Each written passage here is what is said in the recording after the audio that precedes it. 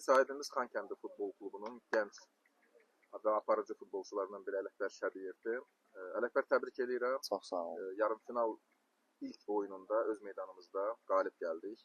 4-0 hesablı. Amma hesabdan kənardan, yəni oyuna baxmayanlar rahat oyunun olduğunu düşünsə də çətin oyun oldu, ağır oyun oldu.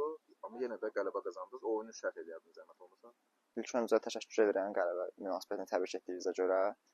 Oyunların hamısı çətin olur, hesabdan asılı olmayaraq. Bu oyunda komanda cavan komanda idi, gənc uşaqlar idi, qaçan komanda idi. Hətta bir-iki qol epizodları da oldu, yaralana bilmədilər. Bizim də oyunumuz əslində pis alınmadı. Hər şey elədik, son nəticəni qoya bilmirdik, qol vura bilmirdik. Birinci oyun inşallah ki, çətin də olsa qələbə qazandı. Köklənirik məşqlərin üzərində ikinci oyuna inşallah cavab oyununa. İkinci sualım da ondan əlaqədar idi. Yəni ikinci oyun səfərdə olacaqdı.